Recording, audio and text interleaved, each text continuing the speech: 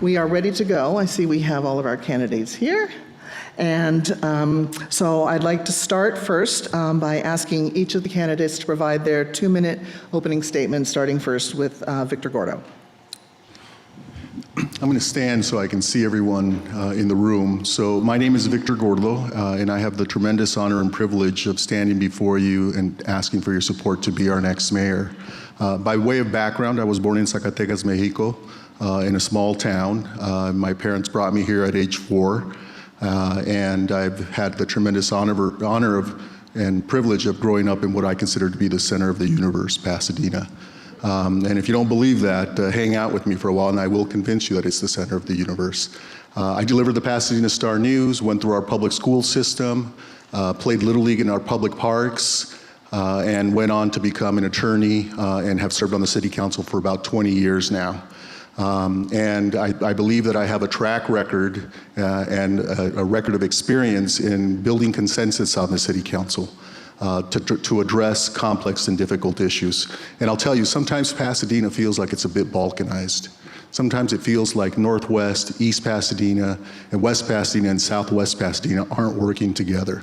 And I believe because of my life's experience growing up in a garage, waiting tables, going through our public school system, and now being in the very boardrooms of our city, that I'm best positioned to bring our city together to address complex issues.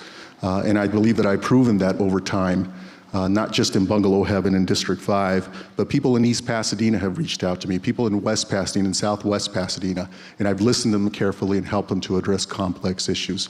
As your mayor, I commit to you that I'll continue that work, that I'll bring together our city to address complex issues, but also work with our neighbors outside of Pasadena as a region.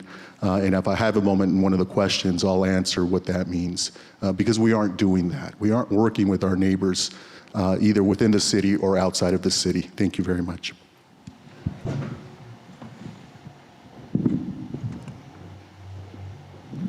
Thank you, everyone. My name is Jason Harden. I grew up in Pasadena, lived here for on and off for about 25 years, graduated from Pasadena High School, and I grew up right around the corner on Los Robles and Atchison, which is why I'm so excited to be here because I think this might be the closest forum to my house that we've had this season. And I'm really excited to get to know what you guys think and what your concerns are because I believe they're very similar to mine since we live so close together. Like I said, I grew up right around the corner. I'm an active mentor in my community, an entrepreneur in my community. I try to help people solve problems, and that's really why I wanted to run for mayor in this election. And I believe I do have a lot to offer. I try to address a lot of the issues in my downtime. Like I said, I don't just do this during an election year. I'm active in our community every day. I recently produced a documentary film called Pasadena, Exploring Solutions to Reduce Gang Violence. It's covered in, I think, the most recent issue of Pasadena Weekly, and I urge you guys to go see it.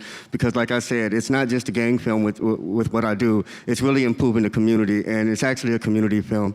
And I was a former senior commissioner, trying to help the seniors in our community, trying to help seniors stay in their home, help create a standing committee on senior mobility as well as senior housing. So there's a lot of things I want to address, and I'm just happy to be here tonight. Thank you.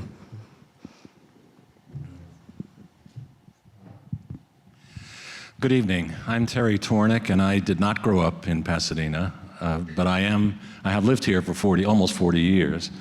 I'm very comfortable being here at Longfellow because I spend a lot of time in this school. I was here a couple of weeks ago for the attendance awards for the children. This is where I participate in reading to the kids and Read Across America. I've known the wonderful principal, Erica Ingber, since she was a little girl, and my son, Joshua, who's here tonight, attended this school. So this is not a strange environment to me, although I wasn't raised here. And working in connection with the public schools was one of the key aspects of what I campaigned on when I ran 4 years ago. I said I would do everything in my power as mayor to support the public schools, and I think I've done that. I also identified other critical areas that I thought were important for the city. Restoring financial stability and strength so that we could afford to do things that we wanted to do. Safeguarding the environment, protecting our neighborhoods, and reducing crime. Those were the 5 key aspects of my campaign 4 years ago, and I think that I've I've contributed in all of those, and we've made serious progress in all of those. But there are new issues that have come up in the city now that we need to address. We have top-of-mind issues as I walk around the city. There's a constant conversation about homelessness. There's concern about state intervention in our land use planning. And I hope that during the course of the evening and answering your questions that I can demonstrate that I'm well equipped to keep working on those problems and continue to serve all the people of Pasadena. Thank you very much.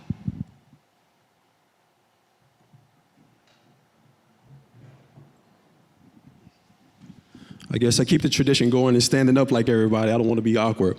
Hello, everyone. My name is Major Williams. I, too, am not from Pasadena originally. I came out to California over 20 years ago. And the story goes, I came out here to visit. The third day, I met a girl, and I never went back. So 20 years later and 3 kids later, I end up in Pasadena. My wife was born in Altadena, which brought us full circle, that brought us out to Pasadena. And early on, I knew that this was the place I wanted to raise my family. I knew this was the place that I wanted to create my businesses, but even more so, I wanted to take a lot of my life experiences, whether it be professionally or just in life, and add value to other people's lives. And that's something I've been very accustomed to doing. And that's what I've been around. Those are the type of coaches I've been around in regards to what I've been doing for the last 20 years. So what I wanted to share on my intro, beyond just doing the standard intro, I want to share with you what I would do my first 100 days in office. And one of those things is to, real quickly, I look forward to launching a financial literacy program at the Robinson Recreation Center, which will be catered for teens and adults. I will also author a new ordinance with the intent of amending Measure I and J that will restructure allocating $1 million a year for 4 years as a reserve for struggling families who have maybe lost their jobs, provide rent stimulus, travel abroad programs for low-income families in an effort to inspire and provide experiences beyond our city. I will also work with different developers in order to ensure that we have projects that are aimed at 100% affordable housing, and also focusing on the 710 stub to actually go and retract or retain some of the families that were pushed out of those communities or pushed out of that particular area. I think it's time for a fresh perspective, someone with a different idea, who has a different lens, who looks at the same problems that we continue to call complex problems in regards to city officials, and look at them through a different lens and solve those issues. My name is Major Williams, and I'm counting on your support and also your vote March 3rd. Thank you. And now the candidates for District 2. Good evening. District 2 really exemplifies everything that makes Pasadena wonderful. Thank you for digging into the issues and for being here tonight. This is what democracy is all about. My name is Tricia Keane, and I'm grateful for a chance to tell you a little bit more about myself, but more importantly, to show you that my background and experience can help get good things done for District 2. I live in Bungalow Heaven. I actually walked to the forum, which is great. I moved out here, though, from Ohio for law school, and I think for reasons that all of you can understand, I never left, because I came from a place called the Snow Belt. So except for a year for working for federal courts, I've lived in Pasadena since I graduated from UCLA Law School in 2001. And I have real-world experience working in local government to get things done, and I'm excited about the chance to put that experience to use for the people of District 2. Over the course of my 20-year career, I've become an expert on housing and homelessness. I've worked on all sides of zoning and land use and planning issues, starting my legal career at Latham & Watkins, then following in my dad's footsteps to join the public sector, representing the Los Angeles County Department of Regional Planning.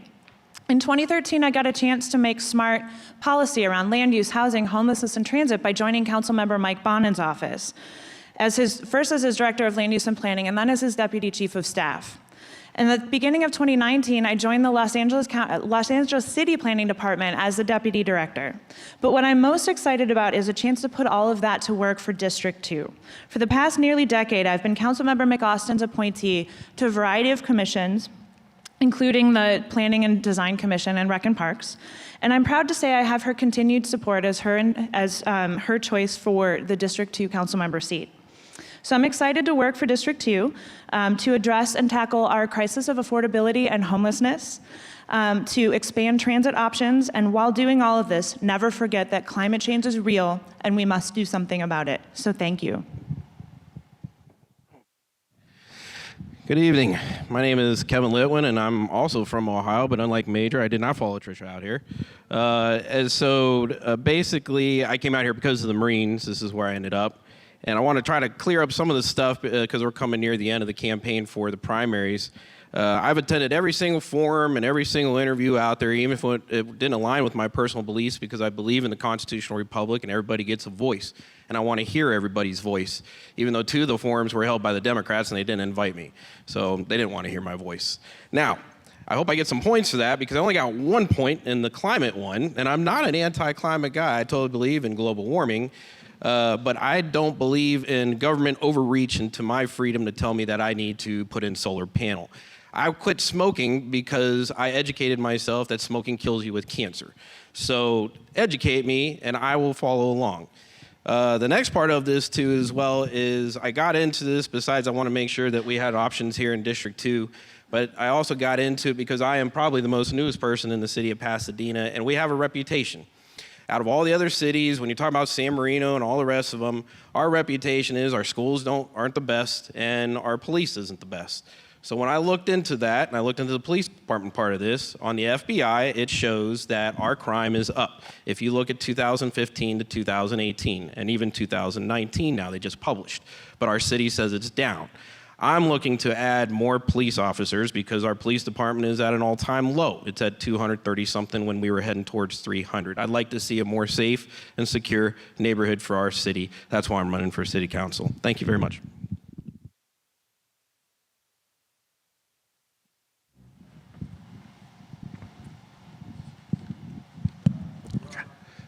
Thank you, everyone. Thank you for this opportunity. I'm sorry. Oh.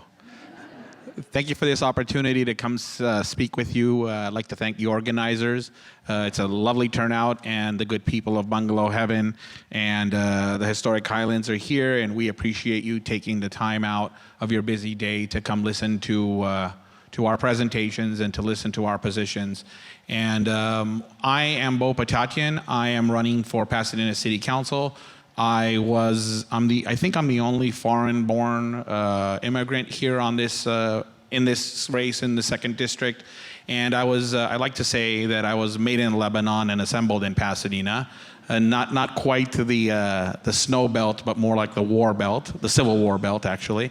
But I'm here now, and the very fact that I'm here is the embodiment of the American dream. My parents came as immigrants, and I am running for Pasadena City Council. I don't know, if this isn't a dream come true, I don't know what is. And given the opportunity to serve as your council member, it would be a great honor. If you care about safer city, if you care about law enforcement and a safer city, I'm your candidate. If you care about further improving education, then I'm your candidate. If you care about empowering local businesses, small businesses, I'm your candidate. If you care about making the city a better, more affordable place and getting more government access to resources, I'm your candidate.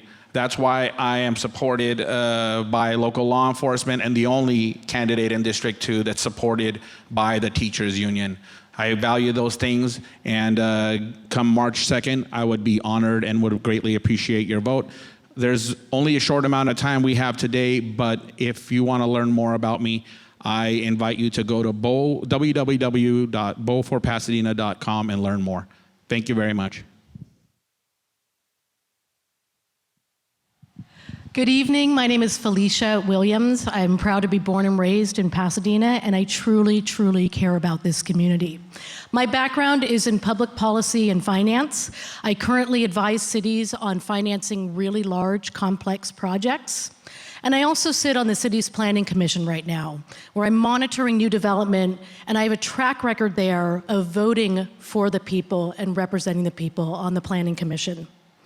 I'm the only candidate up here who's actually walked the entire district, which means the homes as well as the apartments, because I wanted to make sure that I listened to you first and that I could represent you. And what I heard were key topics. One of the key topics is housing. And it's not just affordability, which is what I heard from the renters. It's also about preserving our neighborhoods and what we love about Pasadena, which is what I heard from our different areas, especially our historic character and our landmark districts. I also heard about homelessness, the environment, and making the government more accessible and more transparent. These are big problems that will require a lot of collaboration. So I'm really proud to say that I am endorsed by Congresswoman Judy Chu, Assemblymember Chris Holden, LA County Supervisor Catherine Barger, and with all of those relationships, I can bring resources to Pasadena to help address these problems. I'm also endorsed by more than 60 community leaders and District 2 residents, which means that I will be accountable to the people, and I will listen to you first. My name is Felicia Williams. I'm running for City Council because I care about this community. I am supported by the people, I am funded by the people, and I'm here to represent the people. Thank you.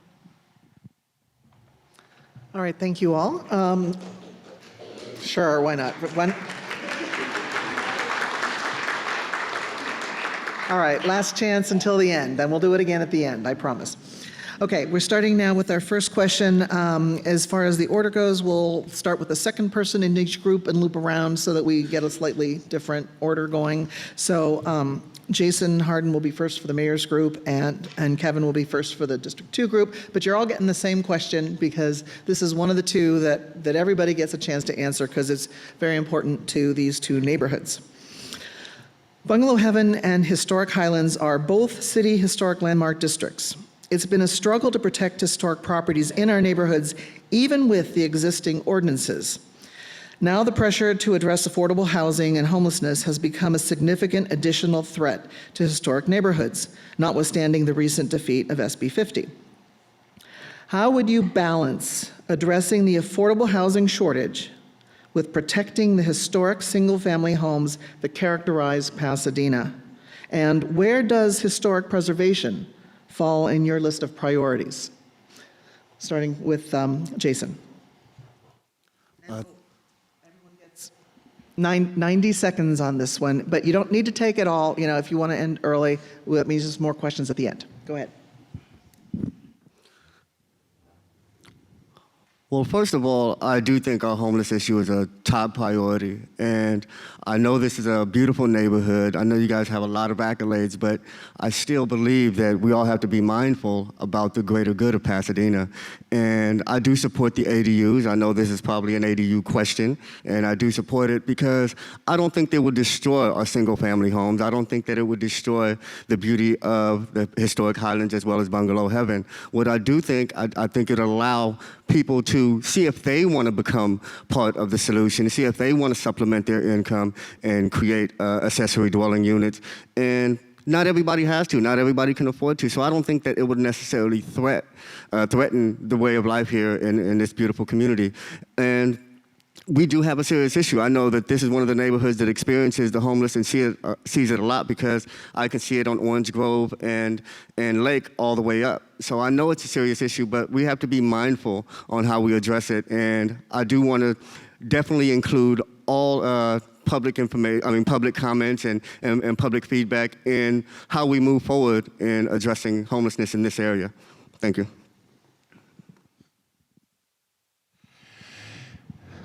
Thank you. I came to Pasadena. I was hired as planning director in 1982 to work on Old Pasadena.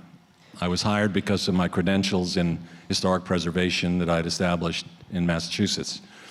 And in addition to working on Old Pasadena, I wrote the historic district, the landmark district ordinance that you've exploited very beautifully in these neighborhoods.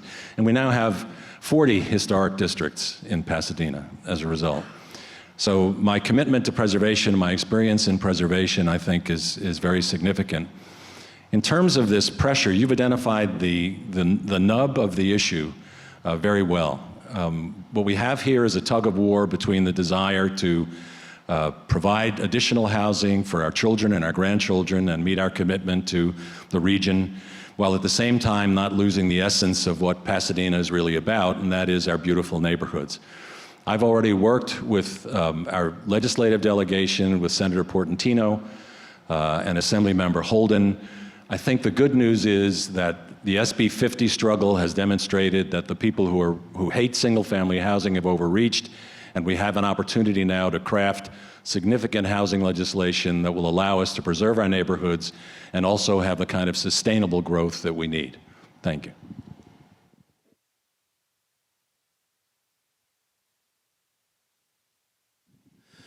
So when we're talking about housing and preserving the historic nature of these different communities, just like Bungalow Heaven, we have to understand that even when you talk about balance, there is about the perspective on what that balance is. Everyone has their own perspective on what balance is.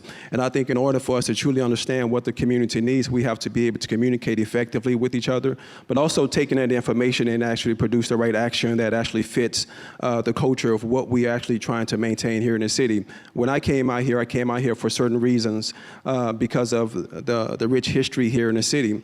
And so one of the main things that we can do to try to mediate some of that is do some of the things that I've said initially, is to work with some of these churches and synagogues who are willing to build upon excess land that they have on their properties for affordable housing or temporary housing for the homeless shelters. But as I said earlier in my intro, we can also focus our needs on the 710 stub. I mean, we can reimagine what that could be, which could actually keep us in a safe space when it comes to us preserving the culture and the texture of our Victorian houses and some of the neighborhoods that we have here in the city. So it's about having the right perspective on what that balance is. And if we are off balance now, you just have to look at the characters who have been a part of getting us to this point where we are unbalanced, so to speak. So I look forward as the next mayor is bringing balance and alignment back and working with the entire community so we can actually preserve the city for what it actually is and what it can be. Thank you.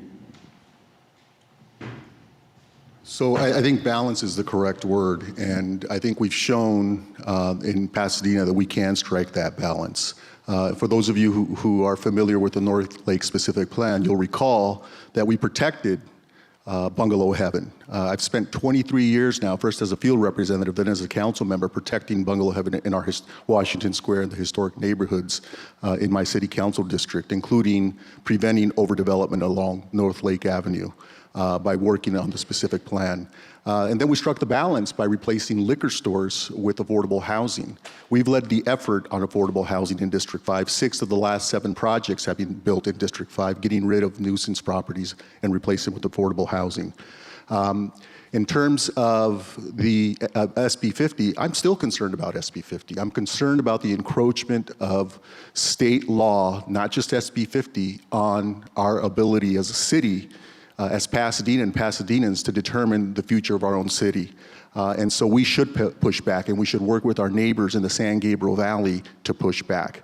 There are 31 cities in the San Gabriel Valley, 31 cities, all but one city is working together. When we were taken out of the San Gabriel Council of Governments and refused to work with our neighbors, and that's wrong. Pasadena should be back working with its neighbors to push back against the state. SB 50 is not gone. It's a gut and amend bill needing only 3 more votes to move forward. And so we need to take back local control. Thank you.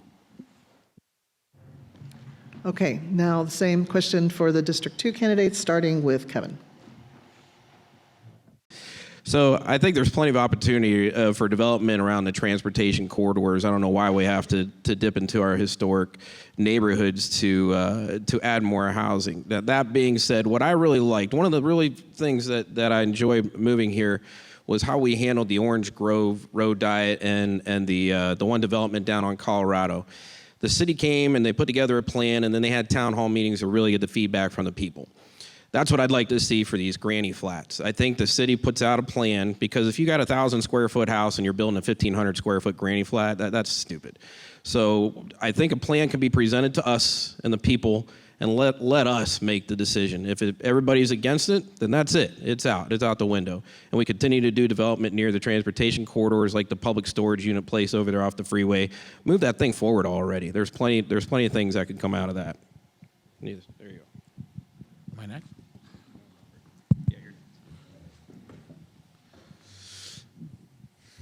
Pasadena is a great city. We can handle large development, we can handle small development, we can handle residential, we can handle commercial. We can do smart growth here, and we are doing smart growth. The city council has been very responsible, I think, in making decisions that are aesthetically pleasing to our neighborhoods. We can do very logically addition without subtraction. The one constant, the one given that we know to be true is that we do need affordable housing here.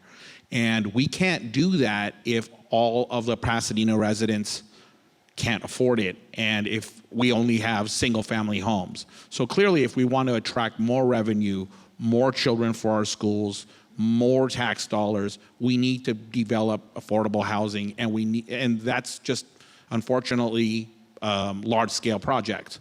So I think we've been pretty responsible as far as the mayor and Councilmember Gordo and the other councilmen are concerned, and I would support that, but we need to be smart about it. It needs to aesthetically be pleasing. It needs to fit in with, like Kevin said, you can't build a 10,000 square foot unit on a 1,000 square foot plot. So I would be very, very deliberative of what kind of projects we approve going forward, but I do think that we should and can and should build development as long as it's sane and reasonable.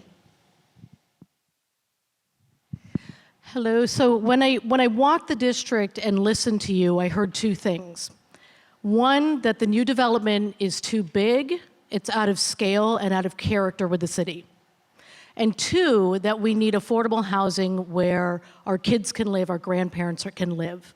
Some people view that as a conflict. I actually don't view it as a conflict, because what I'm hearing is we're getting development that we don't need and does not fit the community's needs. I see that as a different problem.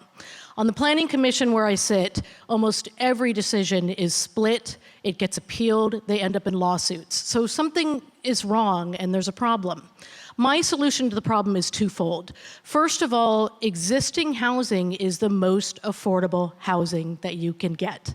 And I have walked all of the apartments, I've talked to the renters, and they want to stay where they are, they just want reasonable rents. I've talked to the landlords, they want to keep their tenants there and their rents are reasonable. So how do we go about keeping those tenants where they are so that they don't move out of the city? Once we have shored up that housing and protected it, then we go to adaptive reuse and other options to keep the city in the same character. I am a huge preservationist. If you look at my home, I do presentations to Pasadena Heritage about upgrading my home. I've been a member for years. And as a neighborhood watch captain, I tried to put a landmark district into our area, and it turns out we weren't eligible, but I went through the whole process. I'm a big supporter of landmark districts and historic preservation. Thank you. So we need more affordable housing. I think we can all agree that there are simply not enough units in this city that are affordable to the people who live here or work here. So we do need more. The question is, how can we get more affordable housing and still protect the neighborhoods that we know and love and preserve our historic districts? I think the first step is to concentrate housing near our transit systems and to make sure that we're including affordable housing in those projects, because there's a lot of evidence that shows that low-income households have high transit usage. So it's a logical connection to put affordable housing and transit together. I think something else that underlies this question is the sense that we do have directions from the state now about things that we need to be doing in our neighborhoods that weren't necessarily what we planned on doing in our single-family neighborhoods, with the most obvious being ADUs. We have a mandate from the state to allow ADU. The city has a mandate to allow ADUs. And we can do them sensitively, but especially in historic districts, we have to be careful about architectural character, placement on the lot. You know, if you can place it on a lot and you can't see it from the street and it's something similar to the feel of the rest of the community, it's something that we can do and accommodate and still respect our historic districts. And then the question of what does historic preservation mean to me? I very intentionally moved to Bungalow Heaven when I bought my house 15 years ago, because Bungalow Heaven and historic districts respect our quality of life, and they really preserve a way of life, not just a cultural and historical monument. So thank you. All right, moving to the next question. This is for the candidates for mayor, we'll be starting with Terry Tornick this time through. As Sacramento places more restrictions on local control, how does this affect the Pasadena Way? And what elements of the general plan, looking across the general plan, do you see as most at risk, and what will you do to address that risk? The city spent 5 years and several $1 million, and thousands of you participated in the development of the general plan. And it's a well-conceived plan, because it does exactly what some of the candidates have suggested. It puts high-intensity development on the transit corridors and the arterial streets like Walnut, and preserves the single-family neighborhoods. That's the bargain that we've made with our residents. The state intervention does threaten that, and that's why we need to blunt that litigation, whether it's with litigation or just with negotiation, we need to blunt those efforts. I'm working with our assembly people and senators to do that. I'm doing that with cities that have a track record of having built some housing, like Glendale and Burbank, because I think we have a stronger case to make when we don't ally ourselves with cities that have traditionally resisted the construction of multifamily housing, like our neighbors in the San Gabriel Valley. Our affinity is not with that group. Our affinity is with more progressive cities that are more like ourselves. And I think if we band together and demonstrate that we are willing to build our fair share, not some formulaic construct that doesn't make any sense, but what we have devised as the people of Pasadena, and demonstrated that through our inclusionary ordinance, where 20% of every new development has to be affordable, we can make our case successfully.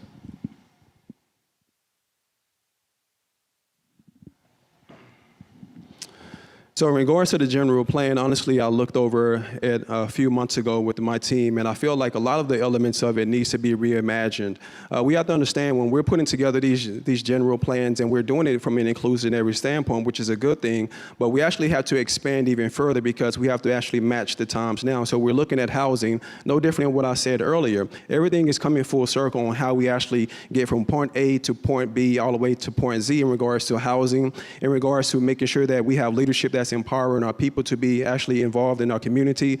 Actually, when we have developments, making sure that we make it a point that we have local hires here in the city so we can increase the jobs and inclusion for the families and the workers. But we have to be very intentional. The general plan is exactly what the name and title of it is. It's very general. We have to go beyond general. We can call it major. We should call it a major plan. We have to think bigger. We have to think brighter moving in the future. Pasadena has a rich history of doing things a certain way, but we need to evolve. We need to take that next step collectively together moving forward, and we need to start empowering our citizens, the struggling low-income families. We need a leader that truly cares about your pockets and has actual track record of helping other people and thousands of people make extra and make more. It's time for us to step from behind the curtains and playing politicians and be true public servants, and that's one of the main reasons why I'm running to become the next mayor of Pasadena. Thank you. So I'm the only candidate who was actually on the city council when we adopted the inclusionary housing ordinance in 2006, ensuring that a percentage of all housing is affordable. We were getting it right. I called for the allowance of granny flats responsibly, and it took a while for everyone else to come along. But now we were doing it right. But now Sacramento is threatening the future of this city. And we need to reopen the general plan and account for what these mandates are doing as we push back. I reject the notion that the San Gabriel Valley cities are not relevant, as our incumbent mayor has said. There are 31 cities in this San Gabriel Valley working together to construct more affordable housing because it's a regional issue. And we were taken out of the San Gabriel Council of Governments. I objected to it. I said, you know, since when is it the position of the city or the people of this city, as has been said, that our neighbors are not relevant? And so we need to work with the San Gabriel Council of Governments in all of those 30 cities that are constructing affordable housing through a joint powers authority, and Pasadena is not there. We need to join our neighbors in the San Gabriel Valley and demand that Sacramento allow us to develop our own general plan and put in and continue the good work of constructing affordable housing, including accessory dwelling units, as we were doing. We can't go it alone, and it's not enough to work with one or two cities. We need to work with all cities. That's the tradition in Pasadena.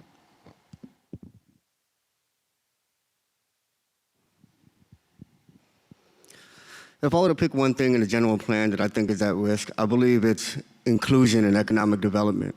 We have an issue where we have a lot of poverty, like I said, a lot of homeless, a lot of people can't afford to stay here. And one thing that the state has done to kind of hinder that is pass a bill that turns independent contractors and employees. It forces companies to consider their independent contractors as employees. And it's actually very sad and detrimental to our community. And you can see in Sierra Madre that they had a whole theater company that pretty much is going to go out of business because of that new law. And then we also have ride shares and like Uber and Lyft that can't function, and they're fighting that law. So when it comes to fighting certain things from Sacramento, we have to be mindful of what is right for Pasadena. I do believe what everybody says is true. Pasadena is unique. We lead the San Gabriel Valley. We lead by example. So I do absolutely believe that there are some battles that we do have to fight, and economic development and inclusion is one of them. Thank you. All right, so now moving on to the District 2 candidates. And this time we'll be starting with Bo. And this is similar but not the same. As Sacramento places more restrictions on local control, what elements of the North Lake specific plan do you see as being most at risk? And what will you do to address that risk? So this is for the North Lake specific plan. Well, let me first start off by saying I have been for, am now, and will always be in favor and a chief proponent for local control. The central planners up in Sacramento have shown us that they can't even build a choo-choo train from the Sacramento area down to San Diego. That's why it's important for us as residents here to make sure that we're masters and control our own destiny. But with that, I will also say that that comes with responsibility as well. When the general plans are being developed, when the city is being designed, it's incumbent upon all of us to voice our concerns, to voice our opinions, and be part of that process. That is what I see as a perfect formula for developing our city reasonably. With respect to the North Lake specific area, that area needs a lot of work. The more resources we can sink into it, the better. We need to revitalize it as a residential area and also develop it further as a business hub too, just like my predecessors did with the East Washington Village area. And now that's a thriving, beautiful place to go shop and live and breathe and get some really great exercise in the process. So the North Lake specific plan is in the process of being updated, and I've done the walks and I've gone to the meetings. And what I see for the North Lake specific plan is keeping the densities pretty low. And I think that's where we have a threat from the state, is that the state would want us to go up 5 or 6 stories on South Lake, and I don't think that's appropriate if we have neighborhoods that are adjacent to North Lake. So I would keep the densities. If you look at the area that's actually right above Millie's is a perfect example.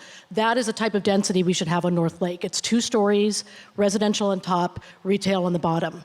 Secondly, with the auto-oriented businesses, there is a moratorium on new ones in the North Lake specific plan. I would like to keep that, as well as find a way to phase out some of the other auto-oriented businesses there, so we could make North Lake more of a neighborhood retail and walkable area, because there are so many homes nearby that would be great customers for those businesses. So let's keep the moratorium going, and let's try to find a way to transition those auto businesses into neighborhood businesses. Thank you.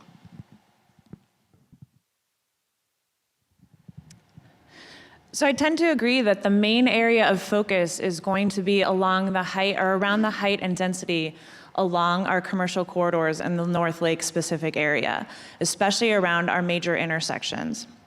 And I think what we have, the challenge that we face is if that is something that we're no longer allowed to figure out a local approach to, we will end up with development that may be out of scale with what we were intending for that area. And what I would like to see us do instead is figure out a way to incentivize the reuse of our existing commercial buildings so that we can revitalize those corridors. I think a perfect example is the intersection, as already mentioned, the intersection of Washington and Hill. That is probably the one place in the recent past where we have actually seen something vibrant come to life out of something that was an underperforming corner. And what that shows too is the pent-up demand for neighborhood serving commercial in our very neighborhood. We have a ton of people who want to walk to things. They want to bike to things. They don't want to have to get into their car to go down the street to have coffee or go out to lunch or dinner. We have that. We have that at that corner. We could have that throughout our district. We do need to figure out what regulatory barriers there are, and frankly, some of them are around needing to upgrade parking requirements when you reuse an existing building. And I think that's something that's incredibly solvable so that we can revitalize our commercial corridors. Thank you.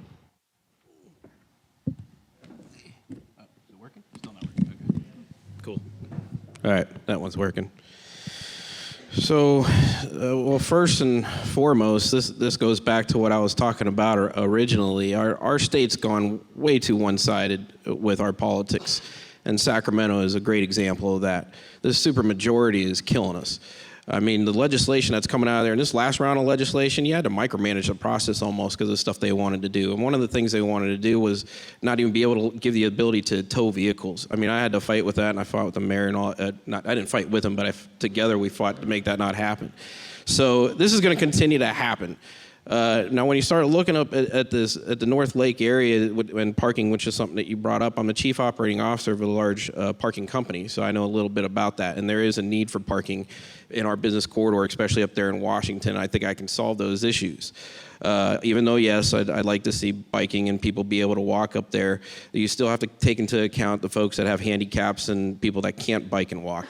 And so at the end of the day, though, this needs to be a local dealt with issue, and we need to get Sacramento out of our background, out of our backyards. Amen. All right. So the next question goes to all candidates. And here we are in lovely Longfellow Elementary School, so we're going to talk about schools. In light of the closing of schools and possible changes to future funding formulas, what is your vision for preserving and improving the quality of public education in Pasadena? So we'll do each group, starting with the mayors, with Major Williams.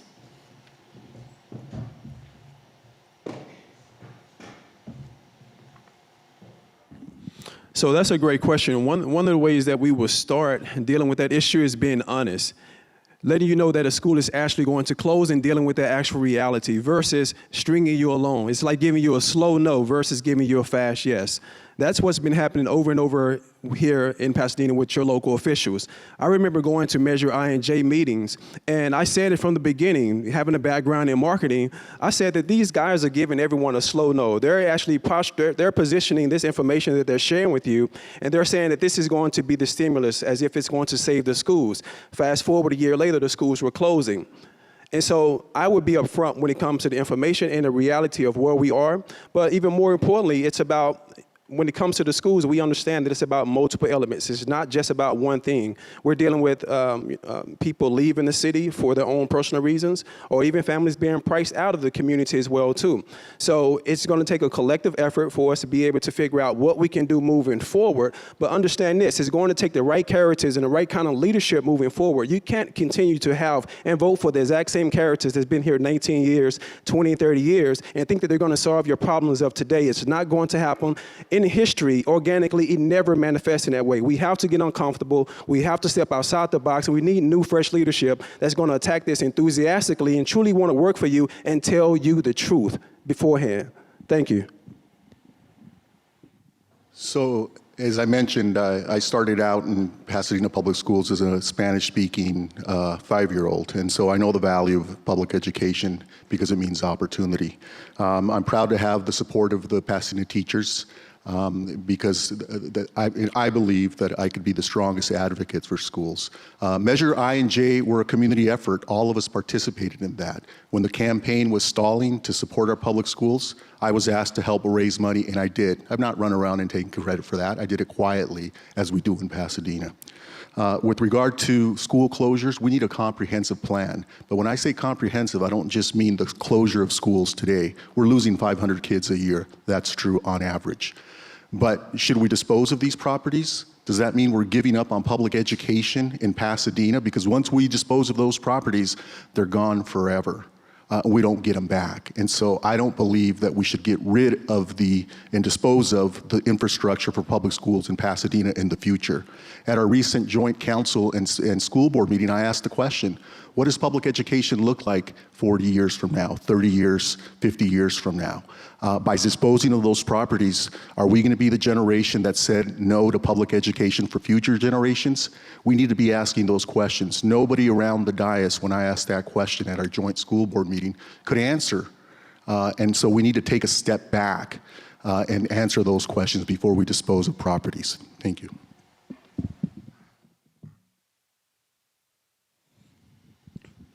First of all, when it comes to supporting our public schools, I believe there's two things that can be done. First of all, the joint meeting between the city council and our school boards has to be more comprehensive. That's where all the information has to come out. We don't necessarily run the school board or anything that goes on, but we have absolute input when it comes to those joint meetings. And I know if I'm elected, those joint meetings between us and the school board will be held until at least 3 or 4 in the morning, because there's a lot of things I'd like to know, and a lot of things that we need to know as a public in following the money and following the funds and how they're used, especially with the new Measure J funds. Secondly, support for our public schools doesn't start or end on the dais. Whoever's elected, whoever sits on council, they have to make public schooling a serious issue, and they have to be an advocate for it outside of council meetings, meaning they have to host guided tours with the mayor himself or with the city councils themselves. And they have to actually try to create a connection between public and private schools, sister schools. There's a lot of things that we can do. And one thing I'd like to commend this neighborhood for, especially you guys, is that I have friends that are faculty here, and they said this is one of the most engaged parent environments for the students. That means they get a lot of volunteers here from the community. And as the mayor, we have to promote that amongst the rest of our community. It takes the city to save our public schools. It can't be done just on the dais. It has to be done in the streets and actually in the community. Thank you.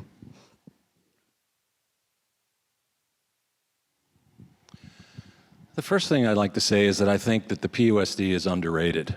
I think that the public schools are doing a much better job, no applause, a much better job than they're given credit for. The second thing is that the demographics of public education and education in general is absolutely unarguable. There are fewer children, and that's true in every school district across the state.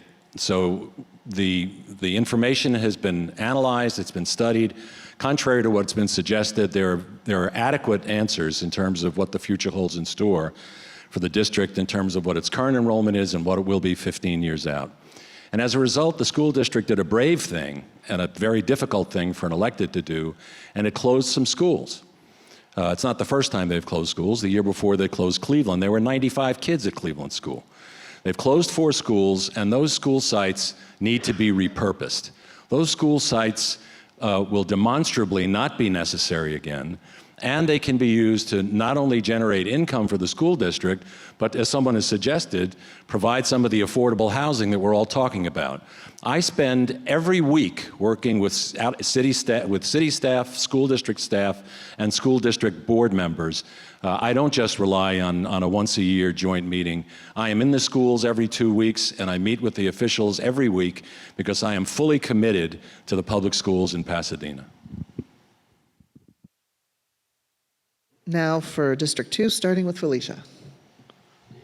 Thank you. So I have been on the board of the Educational Foundation for about 3 years now, and I served as principal for a day at Marshall, at Cleveland Elementary, and at Sierra Madre Middle School, so I could see each of the different levels of schooling. So I am familiar with the diversity, the vibrancy, and the excellence that is our public schools, and I hope to connect the community to those public schools. So my goal in supporting the schools is dealing with the perception gap that we have, that was mentioned earlier, with the public schools. And what I saw when I did Principal for a Day is when you connect the community and they have an affinity for their local public school, the parents are more likely to send their kids there. So I would have a community service day once a year where we would go and work on our local public school, and then that would create that community affinity for that school. And even here at Longfellow, the area behind the Altadena Little League, when I talked to the neighbors, they said, why can't we use that as a park? Because it's open, and so I submitted to Public Works as a Public Works project, so we'll see if that happens. But the other thing is I went to Polytechnic School as a kid, and that was during busing. That's why my parents sent me there. Polytechnic asked me to come back and do an alumni luncheon and talk about what I do. And I said, yeah, that would be great. Invite the PUSD kids to the luncheon so we can all learn together and have our kids learn together. So that's why I would support the public schools. I would also amend the zoning code so that the schools could do housing on their campuses, housing with teachers, PUSD families, and even possibly Pasadena City College, because Pasadena City College has funding on the Jefferson campus. Thank you. So thank you. Because the city and the school district are separate legal entities, we certainly can't tell the school district what to do, but we can do everything we can to help. And I think one of the things that the city can do much more of, and we started by adopting a guiding principle in the general plan to actually take public schools into consideration when we're doing planning, is to make sure we have sensible housing policy. One of the reasons that we do not have the robust public school enrollment is because it's hard for families to live in Pasadena. We have families who are regularly priced out of the city. We have kids who grew up here who can't come back here after they graduate from college and start their own family. And so I think we need to have housing policy and projects that allow for a wider range of affordability for everyone. We also need tenant protections in order to keep people who are here now, who are going to school now, in their units. I think we've heard stories about students not being able to stay in their homes because of evictions, and we need to protect against that. And so that is another way that we can protect and preserve the enrollment in our schools. And then the other thing you heard that I certainly support as well is thinking of creative ways to reuse the closed school sites to support the school district and the people who work at the schools and attend the schools. That is probably affordable housing. It may be other revenue generating uses, but it's absolutely something that we should figure out by working with the surrounding neighborhoods to find the right fit so that we can serve the city while we serve the school district. Cooties or coronavirus, I'm gonna come at you. Okay, so when you look at San Marino and Arcadia, why are their schools so great? Well, everybody, for one, they send their kids to the public schools, and two, they're paying for it, right? I think they pay higher taxes in their property tax and whatnot like that. So here, I don't know if it's so much a question of what you were mentioning, if it's just the fact that people, it's actually reverse. They can afford to send their kids to private school. So more people are going to private school. So then that comes back to the other issue. Then we're failing in competition with private schools. We're not, because if you're sending your kid to private school, you want to give them that leg up to get into the better colleges and all that good stuff like that. So obviously, people aren't seeing that from PUSD. So how do you solve that? Last time I was asked that question, I said make more babies, but and I still don't have an answer, and I'm not going to say make more babies because I don't think anybody out here looks like they're in that age bracket. So. Nothing against you on that, but so I mean, really, I think we're doing the best we can, and there's probably some other things we could do. That's more stuff that I need to look into if I was elected. All right, Bo, you better not have cooties or the coronavirus because we're using this thing. Good people of Pasadena, fellow residents, we have an incredible, incredible school district. I'm a product of it, and many of the people here on this dais are a proud product of it. I work in education in nearby Glendale, and I could tell you, the only problem in Pasadena education is not our teachers. We have, bar none, some of the best teachers. We have some of the best schools here. Our problem is that we just don't have enough residents to fill those public schools. The problem is inherently endemic in the sense that we have to have more affordable housing to attract young families here. There's also another aspect of this, which is less families are getting married. Less people are getting married. Less people are having less children. But compounding that with unaffordable housing, of course we wind up in the dire straits that we are. But I also understand that it doesn't need to be this way. If we have affordable housing in Pasadena, we can attract new residents, and those people will learn to love Pasadena schools, just like I learned to love Pasadena schools. I'm a proud product of it, and that's why I'm the only person in District 2 that enjoys the support of the Pasadena Teachers Association. The next question is for the candidates for mayor, and we're back to starting with Victor again. At the 2018 Taylor Swift concert at the Rose Bowl, facial recognition software was used to scan the faces of people attending the concert. Now many city police forces are adopting similar facial recognition software. How will the public have a say in what kinds of surveillance techniques are being used by Pasadena police in public spaces? So this is, many of you know that I've spent 13 years, after we said no to the NFL, I was banished by the city council to go and try and solve the problem of the Rose Bowl, renovating it responsibly. And I've spent, and I see some of my former colleagues on the RBOC, I've spent quite some time doing that. And it's a year-over-year project. You know, some of the technology that is employed at the Rose Bowl is out of our hands. Some of it is federal and county, and some of it is state technology. But in terms of technology that we employ locally in Pasadena, that we have a public safety committee. And if we need to strengthen the public safety committee and provide more transparency, I'm prepared to do that. The current makeup of the Public Safety Committee, which the mayor appoints, is our incumbent mayor, Mayor Tornick, Steve Madison, John Kennedy, and Tyrone Hampton, the vice mayor. If we need to have more open and direct discussions, then I would encourage us to all be a part of it and encourage the Public Safety Committee to bring us a proposal to strengthen that. But let's keep in mind, public safety is first and foremost the most important issue, including at the Rose Bowl, that unfortunately, and the Rose Parade, that unfortunately are very real concerns, not just in Pasadena, but for the federal government. And so we need to take advantage of technology, but at the same time protect privacy in Pasadena.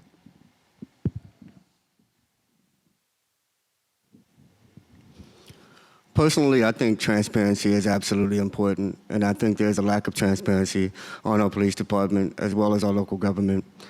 In regards to facial recognition technology, I do think there should have been more public input when those things are being used, when those technologies are being used. We already have technology that scans license plates. You know, those are great because, you know, we have human trafficking issues. We have a lot of issues that can be tied to that. But when it gets a little personal, it starts to make you scared of where this information is going, how it's being used. And that's why we should know what's being recorded, what's being used, because we want to know if those pieces of technology, if that data is used right, in the right way, and is used in our best interest and not sold and not given away and not given to third parties or whatnot. So I think it just takes a little more transparency on the part of our local law enforcement, on the part of our local government, as to actually what's really happening. Thank you. This is a great question, and I think it really is one of those balance issues like we were talking about in the development arena. I see it framed in the same way. I am on the Public Safety Committee because it's an area that is absolutely critical to our city. If you ask people what the single biggest concern they have, it's wanting to be safe. We spend $82 million on our police department, by far the biggest expenditure of municipal government. And this balance issue, this privacy versus security, manifests itself in a lot of different ways. Facial recognition, the license plate readers, we had a big hoo-ha about license plate readers and how long the information is retained and what purpose it uses. The cameras on the street corners, the software, the Spokio software, we had a controversy about that. All of this requires the kind of public discussion that we like to have in Pasadena, and it's an evolving technology. And achieving this balance between privacy and security, and it's not binary. I mean, we need to find a middle ground where people feel that their privacy is not being intruded on, but we are giving the cops the kinds of technology they need to keep us safe. And the Public Safety Committee is very transparent. I welcome you. Chris Okerhauser is here. She knows, she comes to the meetings, and I welcome you to participate in those meetings and listen to those discussions that we have.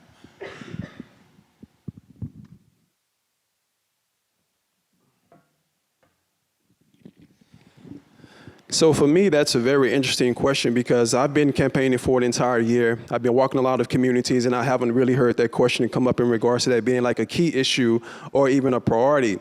But when it comes to safety, me and my family, we like to go to the Rose Bowl. We like to go to different events. And when it comes to safety, we want to protect ourselves. We want to protect our families. So for me, not being educated and understanding what the issue is on why someone wouldn't want our police department to protect us via facial recognition to negate a threat towards us or our city, our neighbors, and our community, for me, it isn't as much of a priority, to be honest with you, because I want them to do everything they possibly can to protect us and make sure that we go to a place and enjoy ourselves, have a good time, create a memory, create a moment, let that be a special day, and then make it back home to our houses to have rest to do it all over again the next day.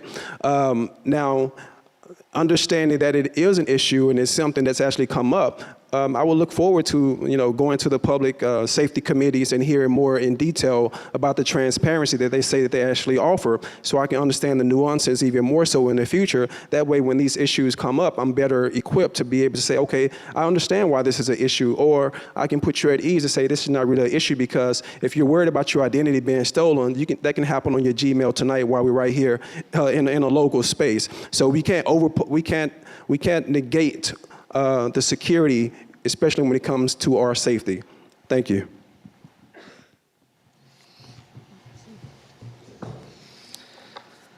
Moving to District 2 and starting with Tricia.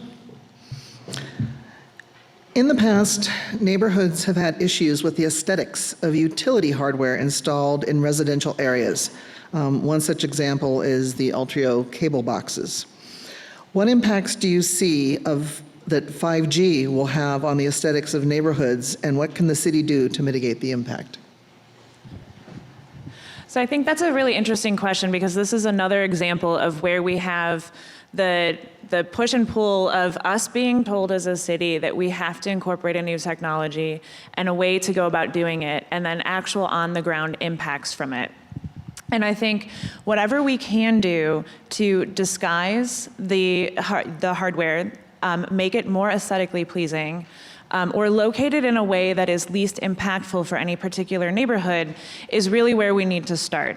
I mean, I think if you've driven through any part of the region, you will see attempts to sort of aesthetically retrofit utility boxes. It's become a thing. Like, there's some really interesting utility box art that's happening, and I think we're embracing it to make the best of a situation.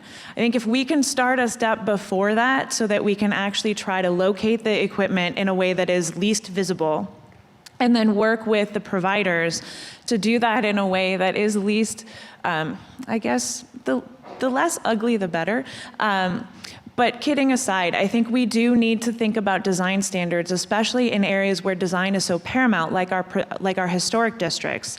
And then barring that, when we're not able to solve all of those problems, we should think of ways to actually embrace the aesthetic retrofit that we might be able to do on them.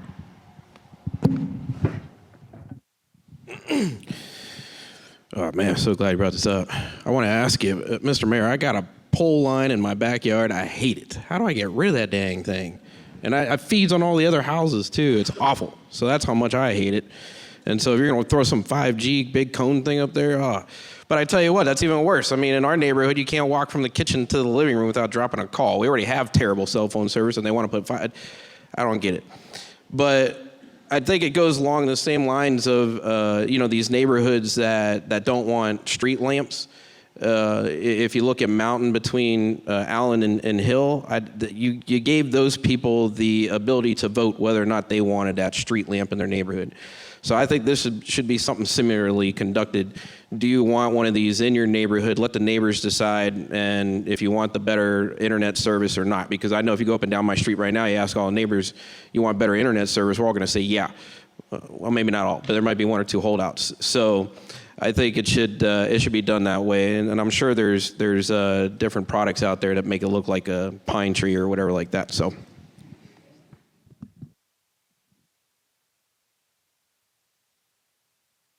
Me? I don't know how, I lost order. Good residents of Pasadena. I don't know if you guys know this, but 5G is exactly only 20% faster than what we have now. So the whole idea of revamping our city is I think minimal to me. What I'm more interested in or invested in is for us to dream bigger.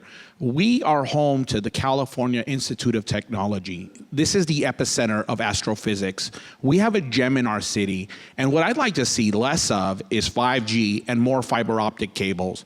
I think we can harness the power of Caltech and the scientists there, and instead of fooling around with 5G and big ugly boxes, I think we can dream bigger, we can innovate, and we could be the first city by empowering our good friends at Caltech by completely doing away or sidestepping 5G, and let's just go to fiber optic. It's faster, it's cleaner, it's easier to maintain, and given the opportunity to serve as your council member, I'd explore that avenue.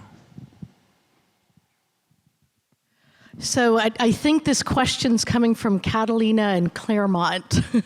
I spent about 2 hours sitting on the porch looking at the utility lines, looking at the utility box, and talking about this issue with some of the neighbors there. Also talking about the cut-through traffic on Catalina going to Food for Less. So I believe this is a state legislation issue that we would need to work with Assemblymember Chris Holden, who is the chair of the Utilities and Energy Committee, so he does have a lot of purview over this, about trying to regulate how much gets updated and what kind of demand there is for these services, like Bo mentioned.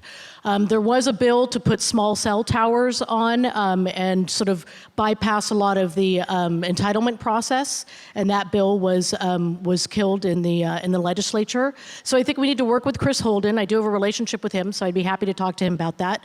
If we do need to upgrade, we could look at two things. One is to use what we have existing as much as possible. And secondly, I'm working with a group of cities in the South Bay that are actually owning their own broadband. So it is looked at as a public utility. So they have control over where it gets installed because it's not a private company doing it. They actually own the broadband and are paying for it themselves. So that's another option to look at. Thanks. Going back to the mayors, and this time we'll be starting with Jason Harden. This question is from Kristen Roberts. My family and I bike to work and school every day. What will you do to promote accessibility of and safety of active transportation, walking, cycling, transit, for the sake of cleaner air, good health, and safe neighborhoods in Pasadena?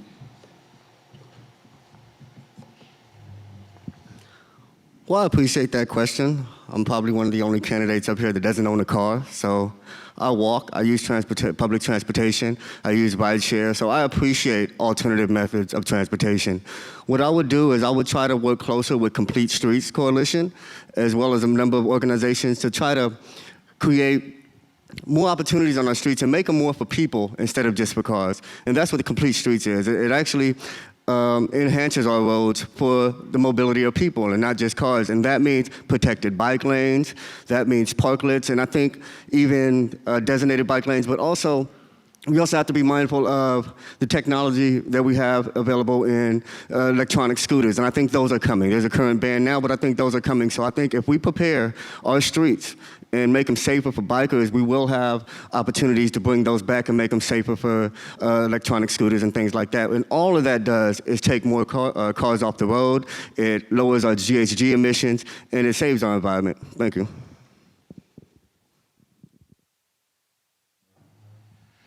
We've been talking about the general plan a lot tonight, which is unusual. One of the general plan principles is that Pasadena aspires to be a city where people can get around without automobiles. And somehow that has morphed into a statement on the part of some people and organizations that Pasadena is anti-automobile, that we're in the pocket of big bike. And that, now listen, I got the emails, I can show you. The reality is that we haven't done a good enough job in terms of demonstrating to people that it's not always an either or choice. We can improve mass transit. Pasadena Transit is 25 years old. We've expanded service. We've reintroduced Sunday service. We can do a better job on the bicycle paths. We can't build dedicated bike paths all over the city because they're too expensive, frankly, but we can promote the use of the greenways so that people can ride on safer streets. We can do more for pedestrian safety and that has to happen, unfortunately, through enhanced enforcement by the PD from distracted drivers and from pedestrians who are jaywalking. So we can do a lot to really deliver on that general plan principle, but we have to end the idea that, again, this is one of those binary choices where either you're pro-car or you're pro-something else.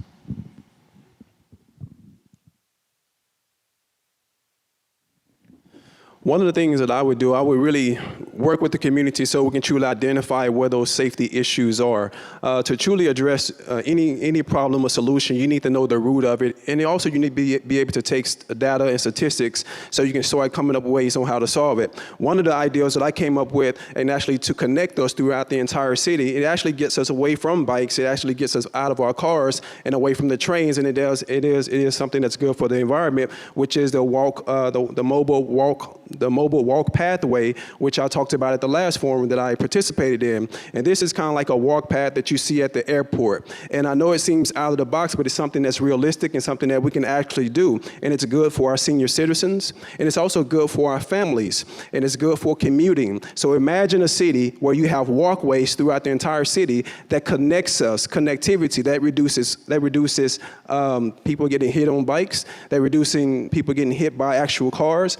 So once more, as I said, we're talking about the general plan, but we need to talk about the major plan. We need to think beyond the box more and more and to solve these so-called complex issues in the city. So that's one of many ideas that I have that can increase the safety of our parents and also with here in the community. Thank you. So bicycle safety and pedestrian safety is one of the more important public safety issues that we face. When I ask police chiefs, and I've asked every police chief, what is the danger in Pasadena? It's become distracted drivers. It's become distracted drivers have become a danger to pedestrians and bicyclists alike. You are most likely as a Pasadenan to be injured by a distracted driver than by gang violence or anything else. And that's why I've pressed for more police officers, and it's been resisted. We used to have close to 270 police officers in Pasadena. Now we have 239 positions. We've actually gone backwards as we've grown more complex. Now, we haven't stopped responding to crime. We haven't stopped responding to or investigating crime. We've gone from 26 to 28 traffic officers down to 8. That's where we've cut. And so we need to reinforce that traffic enforcement. And we also need to make our local transit more reliable and more convenient for people to get out of their cars. And the other thing we need to do, again, is work with our neighbors, because traffic and pedestrian safety is both a local issue as well as a regional issue. So our local transit should connect with regional transit to make it more convenient for people to get out of their cars.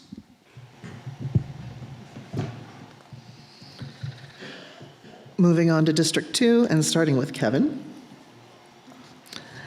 The Star News recently reported that Pasadena is among the 10 worst funded cities in California.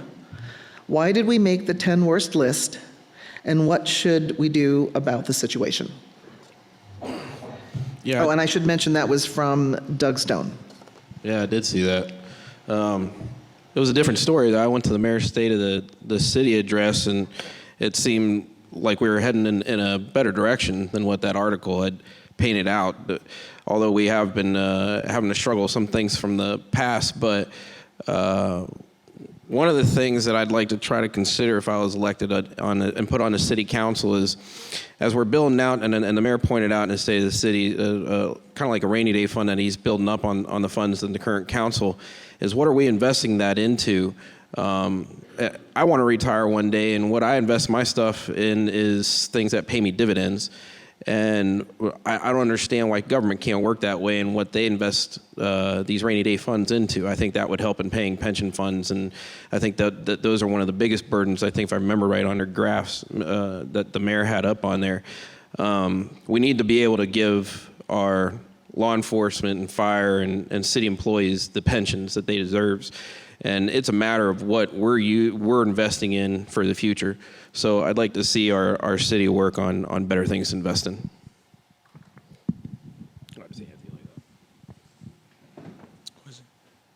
Yeah, all right, I think so. Yeah. As far as the city's funding goes, I think we're a very robust city with, I think it's, Mayor, is it $800 million budget this city has? Unfortunately, we're straddled with a lot of unfunded liabilities that we inherit every year. And I was with Kevin, I was at the same budget proposal or the budget the speech that Mayor Tornick gave. And what jumped out at me was the incredible amount of resources that rightfully so go to police and fire and our protective services. And I think that the city does a pretty good job of managing its money. I don't know what metrics that they use to place us at the 10th lowest funded city. I'd like to, I'll be honest, I didn't read that article, but I'll take it for face value. But I'm more interested to see what metrics they used to place us there. Because you read all of these articles, one city says that they're the safest city, and then the next year they could be the worst safest city. And so I don't particularly know what the metrics or the rubrics that they used to come up with that data, but I can tell you that this city is a huge budget city, and I am of the opinion that it manages it as well as it can. So this is what I do for a living, is I do financing for cities. And just by way of background, Senator Morlock, who wrote the piece, has a big beef with Mayor Butts from Inglewood, so that you notice that entire article was about Inglewood, and then Pasadena was one or two sentences. What Senator Morlock did was he used a net assets test to determine that our city was not soluble. And a net assets test is used to gauge corporations, not cities. So it was not an appropriate test for a city. It was done to really ding Inglewood. In my opinion, it wasn't fake news, but it was opinion, and it should have been in the opinion section. In terms of the city of Pasadena, we have achieved stability, financial stability in the past few years that allowed us to get a AAA rating. We are higher, our bonds are rated higher than US Treasuries. So we have one of the best budgets and rainy day funds at 28% than most of the cities around us and most of the cities in the nation, because we have that high bond rating. What I would like to see is how do we preserve that through any depression or any sort of correction in the market. And what I would do is I would do a couple of things to boost revenues. One, hire a grant writer so we can get more funding, free funding. The best money is free money. And secondly, I would also contemplate a vacant building tax to help us fund housing that's affordable and also help us fund homelessness. Thank you. So as I've been talking to many of you throughout the district and asking what is on your mind, what is a concern, one of the consistent messages that I hear is that people are actually really happy with the service that's provided on a day-to-day basis in this city. There's a perception that our needs are generally met. We can certainly always do better, but I think we actually do quite a good job of managing our fiscal health and making sure that we're delivering services to the community the way that government should be delivering services to the community. We have pretty good sidewalks, we have pretty well-maintained roads. Certainly we could take better care of our trees, and we need more of them. But I think that is all evidence that we're actually doing a pretty good job. And so I'm not entirely certain what the foundation of that article would be, because I don't know that that person lives in Pasadena. That said, I do think that we can do more to boost our revenues. A lot of funding for cities in California comes from sales tax revenue. Not suggesting we raise our sales taxes, but that we take advantage of our underperforming commercial corridors and do what we can to revitalize them. The other thing I think we need to make sure we continue to do into the future is maintain our practice of no deficit spending. We've had some pretty good fiscal discipline on the council in the last several years, and I think that is setting us up for a future where we will be able to maintain our fiscal health. True, we have significant unfunded pension liabilities that we will have to work through, but we're going to need to do that over time, and my time is up.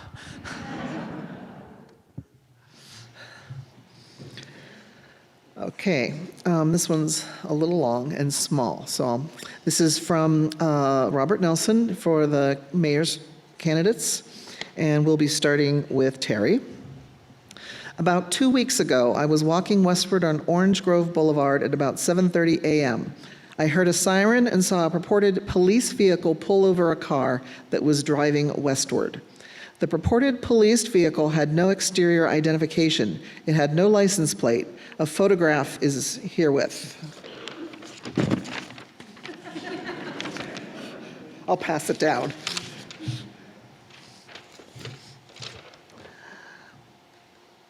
The purported police officers were wearing body armor and had weapons. Their uniforms had no identification information.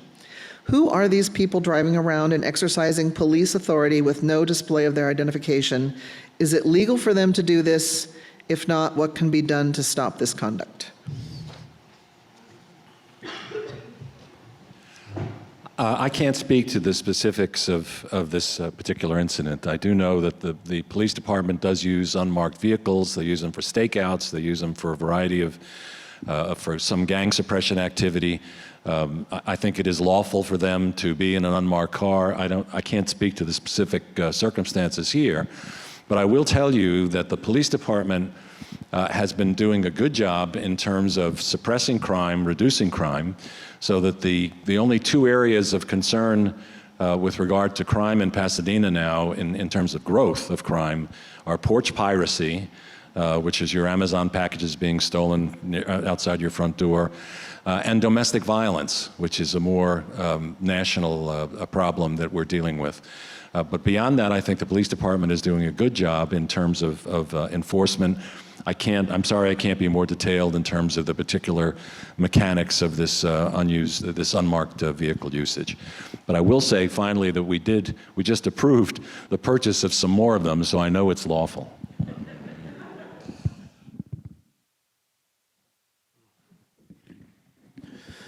From looking at the picture and understanding that this is a lawful vehicle, I would kind of like have to echo the sentiments of the mayor as well. You know, once more, I am an advocate for safety, especially when it's done in the right way and it's with the officers that are being professional. You know, I don't really hold a lot of issue with this because we do have unmarked cars that do, as he said, stakeouts.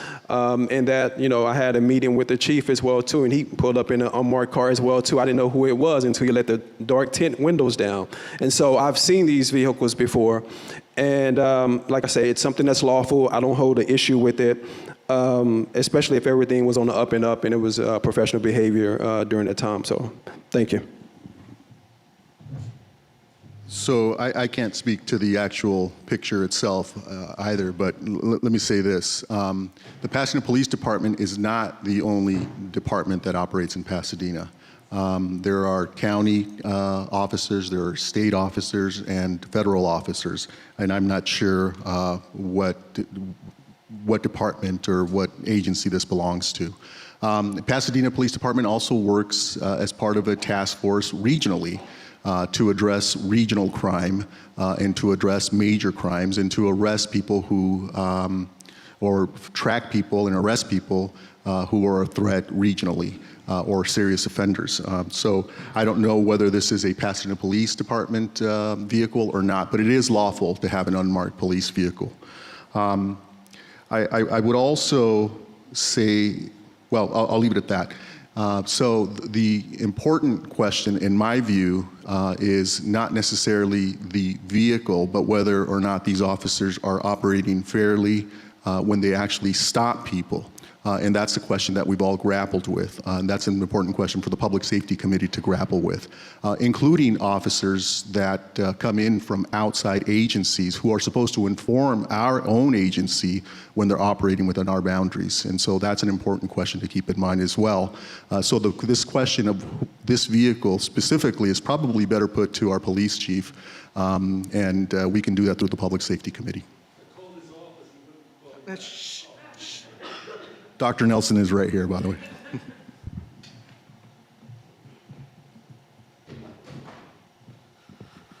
Well, looking at the photo, just like what everyone said, it's hard to tell what's going on in that picture, but I do believe that's an excellent question. I do believe that that was an excellent job of photographing them, so you can figure it out, so you can go to the police department and ask questions, so you can come to a public safety committee hearing and ask questions, because we don't know. We don't know what's going on. I know that since it's unmarked, it's really not deterring any crime, so it must be looking into an investigation of some sort, but we don't know. But the fact that someone took this picture and cared enough to ask, I appreciate that, and I think we should take those questions to the right authorities. Thank you.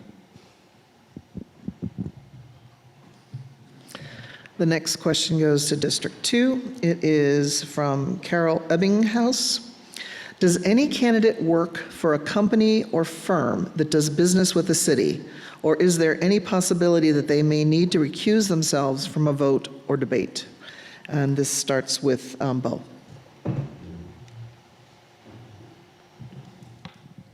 I am proud to say that I do not. Just in the interest of full disclosure, I am a district administrator for Glendale Unified School District, and the only thing I own of value is my house and my car.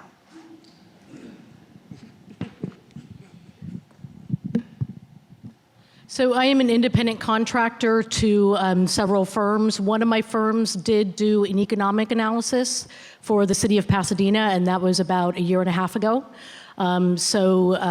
The city council actually ignored the economic analysis.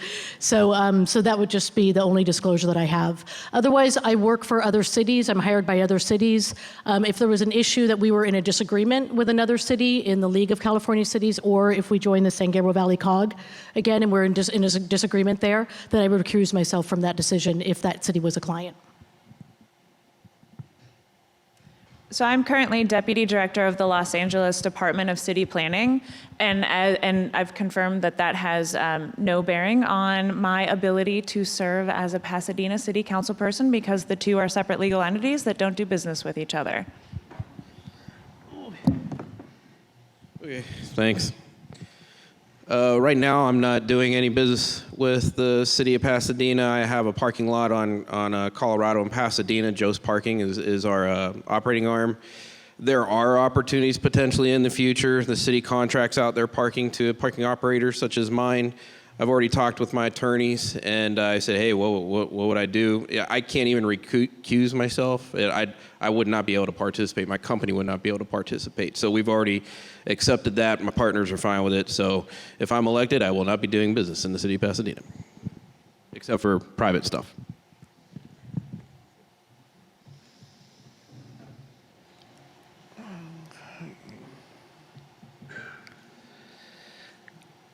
So it looks like we're about at I don't think we have enough time to go through another set of questions, unless we just do one for the mayors and sure, we'll do this one. This is for the mayors.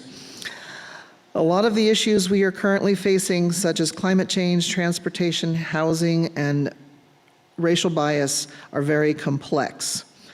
What sources do you use to inform yourself, and what sources would you recommend to residents to better inform themselves? The question comes from Tofin Mathers, and we would be starting with Major Williams. So unlike now, I would use different outlets that we have available in regards to the local media. I'm a very conversationalist person. I go to meetups, so I'm always getting information from different groups here and around the city. But also I'm really heavy on social media, following the conversations, following the trends, but also attending city council meetings. Beyond attending the city council meetings, also having conversations during the city council meetings, having conversations after the city council meetings. As an ex-mayor, I would be very transparent and open. That's why I share my phone number with everyone, even now on my campaign, 626-623-3753. And currently today I get over 100 text messages people basically calling my bluff, and they're so surprised that it's me actually answering the phone or even texting them back. So that's the type of leadership that I will look forward to sharing with everyone here in this room and abroad in this entire city from districts 1 through 6. And I think it's important to always be in an open space or open mind to where you want to know what's going on with your city. You want to know the good things that's going on. One of the best things about me doing public walking and community walking is finding about new restaurants and new hole-in-the-wall type of places that me and my family have been able to enjoy during this particular campaign. As I stated, I've been running for an entire year. And I've learned so much over this entire year from the stories of people's childhoods, the first time their son broke their leg. Like, I'm learning everything from a personal and also from a professional and from a real serious perspective here in the city. And that will continue when I become the next mayor of Pasadena. Thank you. You know, one of the best parts of serving on the city council as long as I have is I've learned so much about so many different issues. And I think that's the most important quality that you should look for in an elected official. One, someone who's willing to listen. And two, someone who's willing to learn. And I think I have a 20-year record of listening and learning from all of you. So the first approach is to listen to all points of view. And sometimes be prepared to accept that I got it wrong. And be prepared to say to my colleagues, maybe we're getting it wrong. And I've done that, and I've proven that I can do that. I don't believe that I come to this office knowing everything about one issue, let alone all of the complex issues that face our city. Pasadena faces issues that major cities face. And that means addressing those issues means listening carefully, learning, holding your ground when you believe in a principled position, but also being willing to let go of a position when people say you get it wrong. I was dismayed when people came to one of the forums and said to us, why should I come to a city council meeting when you've already made up your mind? And the response from our incumbent was, well, you have plenty of opportunity before the public hearing at city council to inform us. Public input doesn't start with workshops, and it doesn't end at a public hearing. It's a continuous process, and I believe that I've proven that I'm prepared to continue to engage in that. Thank you.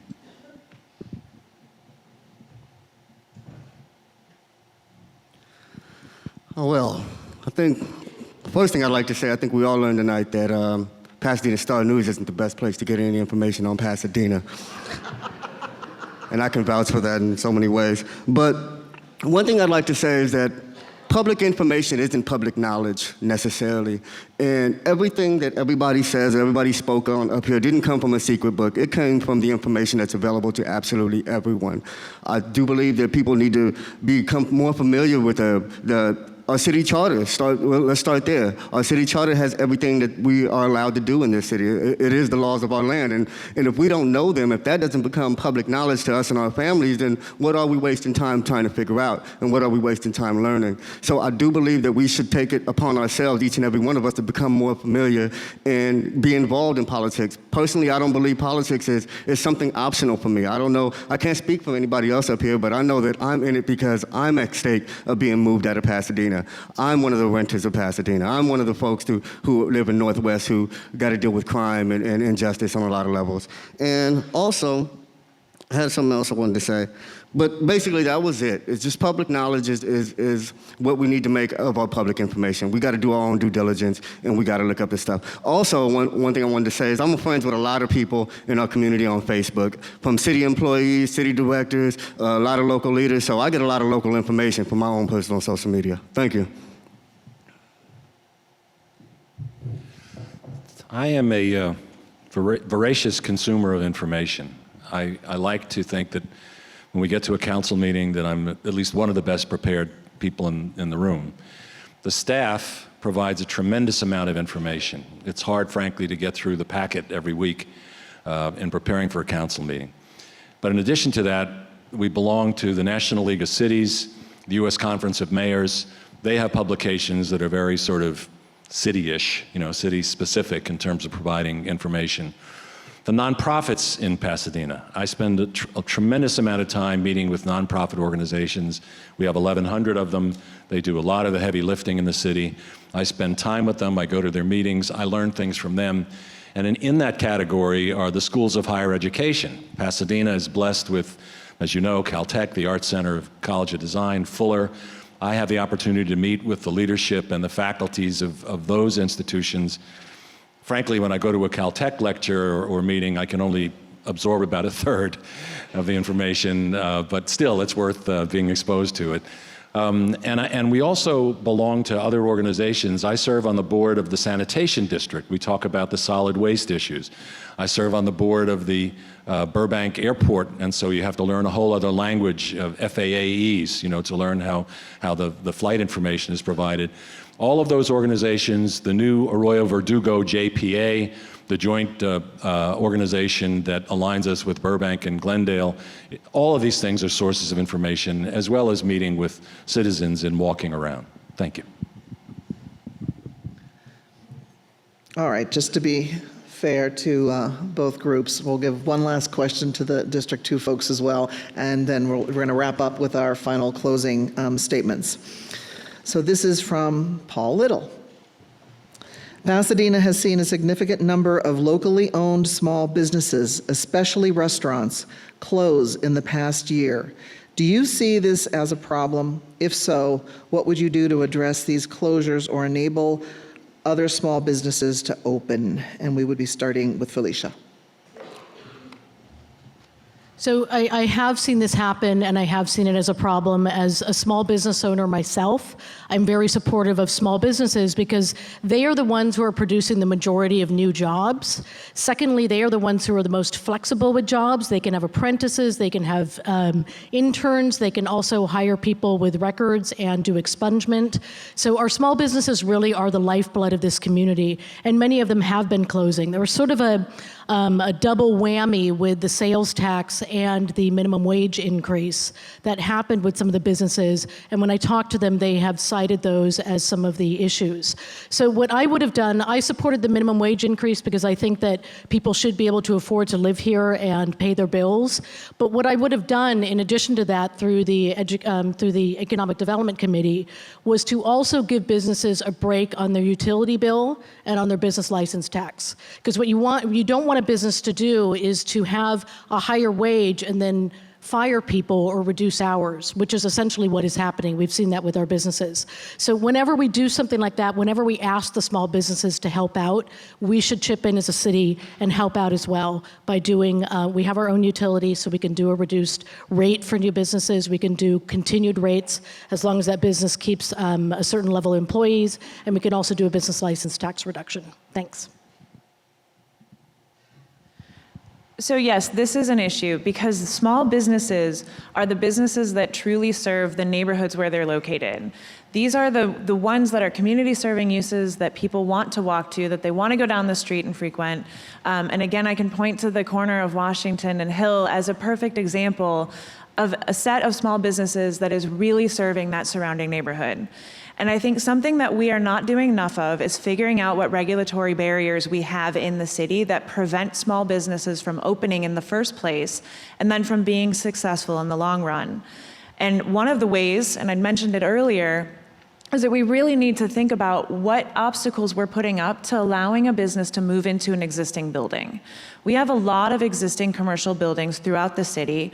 We have some really key commercial corridors in District 2 that could be vibrant and thriving, but we need to make sure that it's easy for a business to move into that existing building without a lot of hurdles. And often those hurdles are related to things that you need to do when you've switched uses, like bring your parking up to code. So we can explore things like allowing for shared parking so that we allow for businesses to use neighboring parking lots when those other uses aren't using them. Think about a church or a shopping center that has different hours. Why shouldn't we allow a business that's open for lunch to use parking that's allocated to a business that's open for dinner? Those are things that we could do, just take a little bit of work, but they would solve a huge problem and I think make it a lot easier for us to reuse those commercial spaces and support our small business. Hello.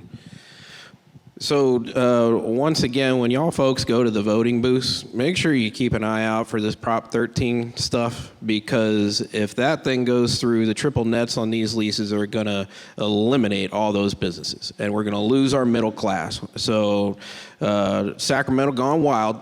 is another thing you got to keep an eye on. So that's the first part. Then the second part is one of the people I was talking to down on Colorado, I forget the business, but his issue was the homeless and the people that were coming in constantly into the business and calling the police, and it was taking a while to get there. So I go right back again to safety and security.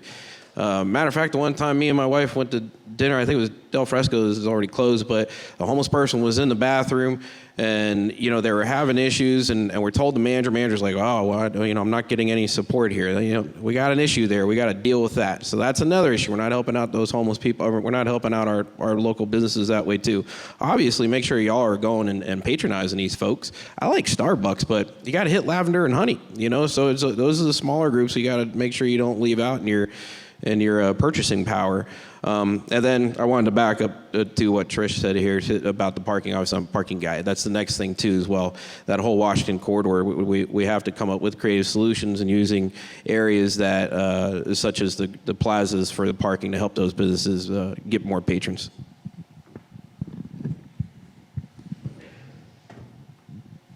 I'm almost not shocked that Paul Little would ask that restaurant question, a small business question, but provided that he has, I thank you for the question. Part of the problem with restaurants surviving is that we bludgeon them from day one with regulations. There's no reason. I've never understood why it takes a restaurant 6 to 8 months to get permitted or to open. Those people are already running in a deficit by the time they've even served a single meal.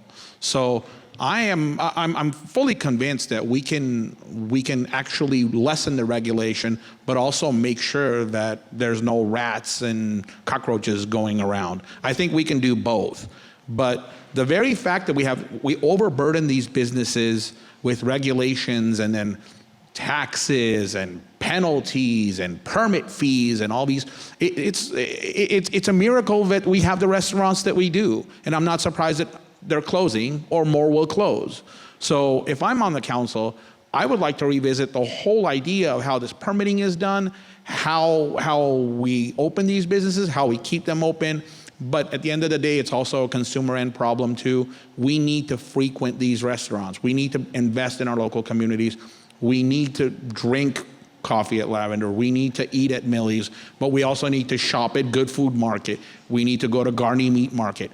We need to support our businesses to make sure that they, at least, despite all the obstacles against them, have a chance of survival.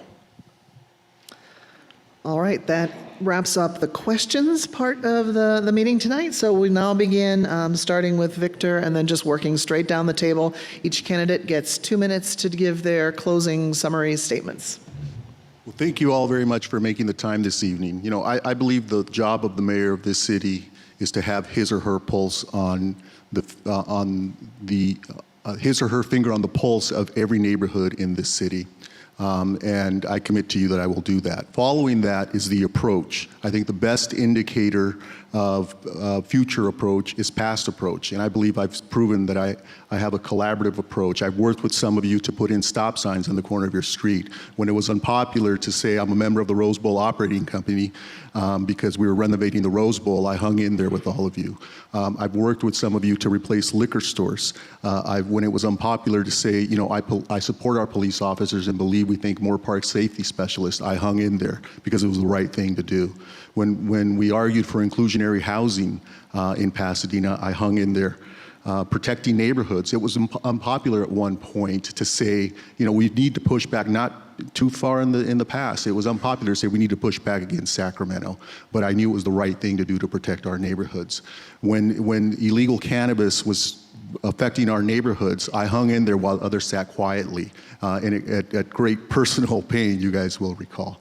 And so I believe that I'm best situated to address citywide issues. I believe that I've proven that I can address local issues.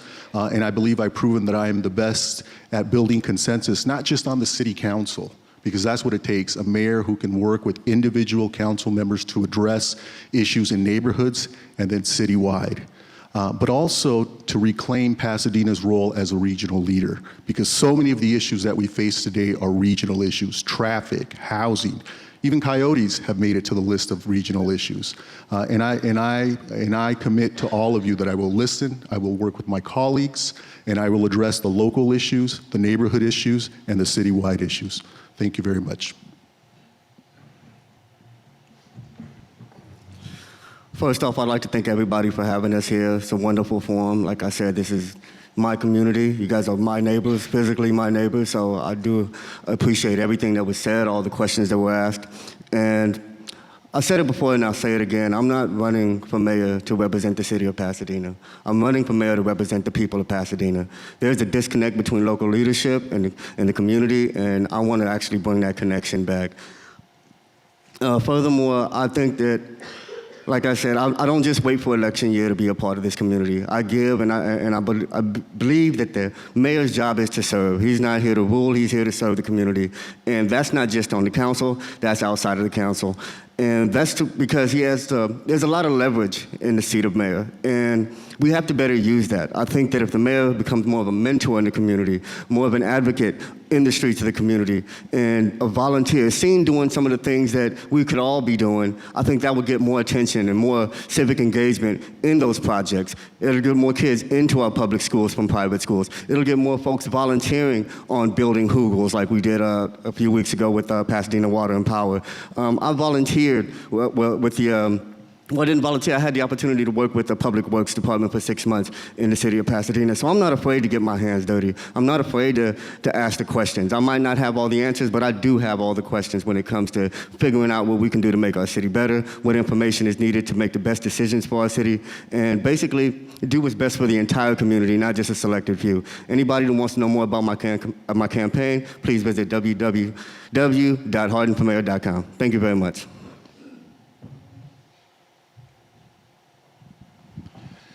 Well, thank you. Thank you for hanging in. There's been very little attrition. You're watching us, but I'm watching you. Not that many people have walked out, which I find fairly stunning. We've carried, we've really covered a tremendous amount of ground here. I was just looking at my notes in terms of all the issues, and most of them are the ones that we've heard repeatedly in these forums, but there are some brand new ones, and really, your attentiveness really speaks volumes, and the fact, and also some of the suggestions made by the people up here, I think have been pretty good. So I've made some notes in terms of some of the things that have been suggested tonight. I hope that over the past 4 years I've demonstrated that I've made some contribution in moving Pasadena forward, and I think that there's no one that can claim that they've spent more time or communicated more consistently with people all over the city than I have. I spend full time at this job, and I spend it not just sitting hall doing all the reading I was talking about, but talking to people and their organizations. I have demonstrated my determination to maintain what's great about Pasadena and also do sustainable development that will support us financially and allow us to continue to do what we want to do. I also have a vision for the city. This is a diverse city, and that diversity is our real strength. Diversity in terms of housing type, diversity in terms of people type, diversity in terms of transportation modes. Diversity is what really makes us strong, and I think I'm well positioned to help maintain that diversity. I hope you'll give me an opportunity to continue to do that over the next 4 years when you vote on or before March 3rd. Thank you very much.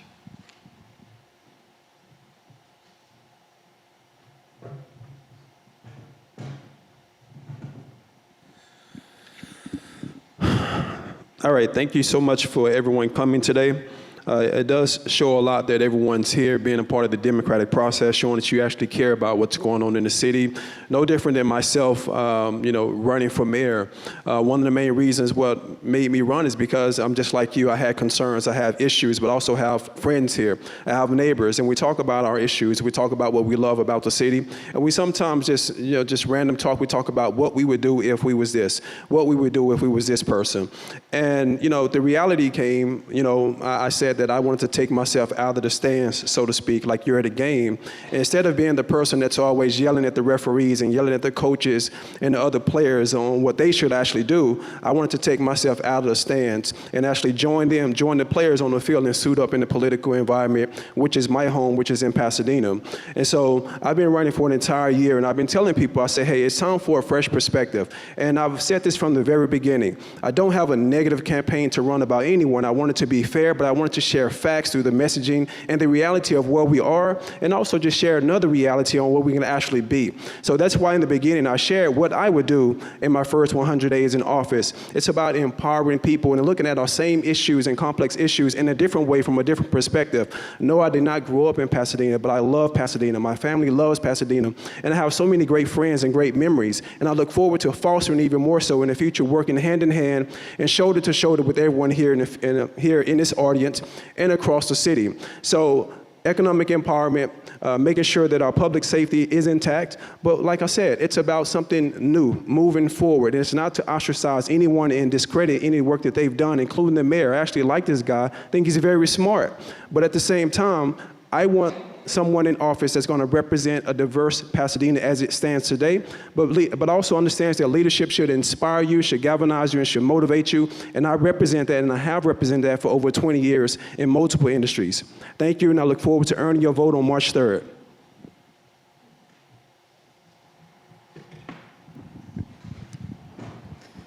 So thank you. We've heard tonight about issues that affect District 2, issues that affect the city, and issues that affect the entire region. We have a choice. We have a choice to focus on smart progress, to solve homelessness, to make housing affordable again, to make our city green, and to reinforce Pasadena's role as a leader in innovative solutions to issues that are facing our cities. I'm dedicated to being your voice on the City Council, to fight for an innovative Pasadena, one that solves problems, not ignores them. We can keep our neighborhoods livable by increasing our urban forests and having well-shaded sidewalks, and vibrant neighborhoods serving commercial uses so that we have somewhere to walk to and a pleasant way to get there. We have a chance to tackle the affordability crisis while protecting single-family homes by putting affordable housing at our train stops and concentrating affordable housing in areas where we have transit resources. We also have a chance to get creative about how we get people around and enhance our basic transit services while we do so. We can increase service frequency and make all streets safer for all users. It's really going to be a big win for everyone. Something that we didn't talk a lot about tonight, though, is homelessness. We do have a chance right now to solve homelessness in Pasadena. We need more supportive housing, but we also need prevention. Because frankly, prevention is the way that you prevent people from falling into homelessness to begin with. I have the real-world experience to get these things done. I negotiated the largest voluntary contribution of affordable housing in a market rate project at a train stop. It was truly transit-oriented development. I got a 154-bed bridge housing project approved in one of the most impacted regions impacted areas in the region that's going to move adults and youth who are homeless into stability. And at home on the Planning Commission, I supported every landmark district that came before us because landmark districts and historic districts aren't about stopping progress, they're about preserving a way of life. So I ask for your support on March 3rd. My name is Tricia Keane. Thank you. Okay, so if you go to votelitwin.com, you'll be able to see I have some links on there that talk about the crime stats from FBI. I also have some links on a guest opinion I did to talk about the police staff. Another thing you're going to see on there is my campaign to date. I have all my finances on what I've spent and all my donations that I've gotten, and I'm pretty happy with this actually. Because I set a goal, I wanted to raise somewhere around $10,000 to $15,000. I'm right around $10,000 right now. And you can see on my expenses about $12,000 minus the dog collar I got for my dog. So there's no laughs on that? Anyhow, all these donations are from friends and family. I'm not indebted to too many people in this campaign. Also, in endorsements, I have on there a group of references. I asked those folks to be references, not endorsements. Although Senator Kevin De Leon wants to be an endorsement, and Jeffrey Prang, our county assessor, wants to be an endorsement. Kevin made me a commissioner for the state, like the mayor made me a commissioner here for the city. but I asked them to be references. I don't want to be indebted to that either. And lastly, I believe there's a stipend that you get for city council. Is it like $1,000 a month? I will take that $1,000 a month, and for the first year, I will use that into our small businesses. I will have happy hours every month and spend that $1,000, and you can come down and I'll get you a free dinner or I'll get you a free coffee or whatever. I'll burn that money through our small business in the first year. I'll commit to that.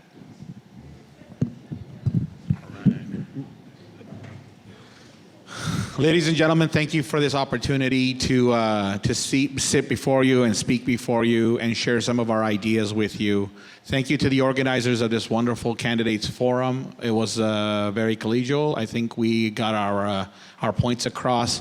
Let me also say that if this is the last candidates forum, and I believe it is the last official one, I'd like to share how much of a privilege it was to run alongside these three people. They have been nothing but classy and honorable, so I respect them as running mates, and it's been a real privilege to run for city council. With that said, my name is Patatian. I have been a lifelong resident here in the city of Pasadena. I'm a proud product of the city of Pasadena and its public schools. I have served as the former chairman of the Armenian National Committee. I currently serve as the mayor's nominee on to the Library Commission. I also serve on the Census California Counts Census Committee, and most importantly, I've been a lifelong activist in this community, and I'm very close to education. But I do want to let you know that my basic philosophy in running for public office was that I'm more invested in getting you back into City Hall as opposed to me getting me into City Hall. I think that there's been a huge disconnect between the resources and the services that this city has to offer and how our citizens have access to it. That's why I'm pleased to have the endorsement of the Pasadena Teachers Association, former Supervisor Michael Antonovich, and I invite you to learn more about my campaign by visiting bow4pasadena.com, and I respectfully and humbly ask for your vote, and I would appreciate it if I was able to earn it. March 4th is the election day. Please go to your polling center. I'm sorry, March 3rd. Yeah. That's when I will be done. No, but please be mindful that we have voting centers this time. Do not go to your polling locations, and you have more days to vote, so that's more incentive for you to vote. Please vote, and I humbly and respectfully ask for your vote for Patatian.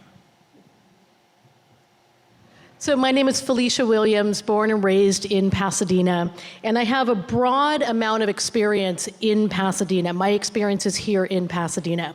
I was on the Transportation Commission, so I know how to get speed bumps on your street if you want speed bumps. I was also on the Environmental Commission, working on solid waste, curbside composting, protecting our trees. These are the issues that I heard from you.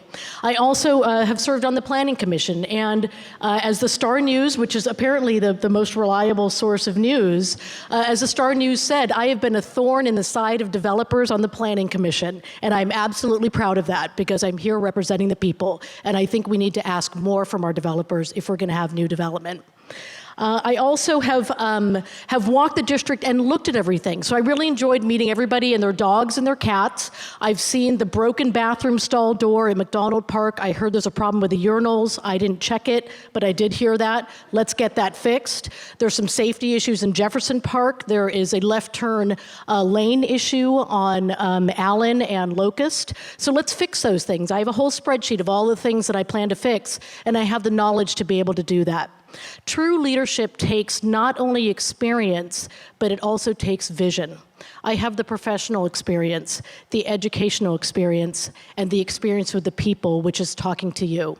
I also have vision to make sure that every Monday night when we vote at the City Council, we are voting for the Pasadena that we want, and we are going in a direction. What I see with the City Council is every vote is a vote and then people leave, but we're not looking at the bigger picture and where we're going. So I hope to bring that vision to the council, and that's based on my experience. My name is Felicia Williams, and I respectfully ask for your vote to represent you on the City Council. Thank you so much. So I would like to invite everyone to thank all of the candidates for coming here tonight. I know that this is a lot of time out of their schedules, and thank you for being here.